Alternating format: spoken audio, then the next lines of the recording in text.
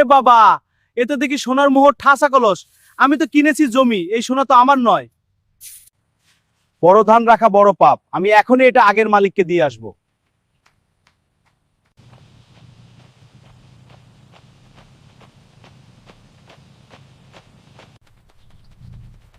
ভাই, আপনার থেকে জমি কিনেছিলাম। হ্যাঁ, কি বলছেন? জমির টাকা নিয়ে এসেছি, আর চাষ করতে গিয়ে এই স্বর্ণভর্তি কলস পেয়েছি।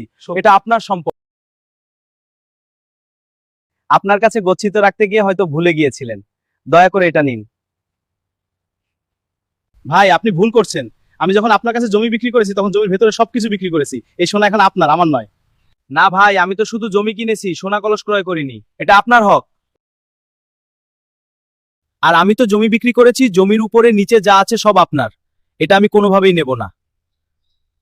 দেখুন স্যার, এই মাটির পাত্রটা নিয়ে ঝামেলা। এটা এটা আমার কিন্তু উর্লি দাবি। বেশ, বলো কি হয়েছে? না, আপনারা দুজনেই মাশাআল্লাহ অনেক সৎ। আপনাদের কারো মনেই লোভ নেই। আচ্ছা, আপনাদের কি ছেলে মেয়ে আছে?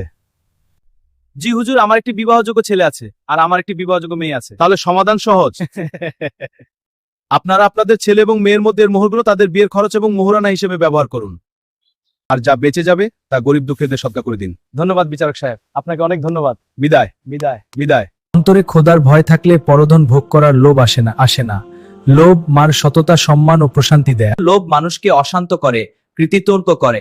আখিরাতের কথা স্মরণ করলে দুনিয়ার লোভ নিয়ন্ত্রণে থাকে। বন্ধুরা, আজকের এই গল্পটি থেকে যদি আপনারা নতুন কিছু শিখে থাকেন তবে ভিডিওটি লাইক দিয়ে আপনার বন্ধুদের সাথে শেয়ার করতে ভুলবেন না। আর এমন সুন্দর সুন্দর ভিডিও নিয়মিত পেতে আমাদের পেজটি এখনই ফলো করে রাখুন। দেখা হবে পরের ভিডিওতে।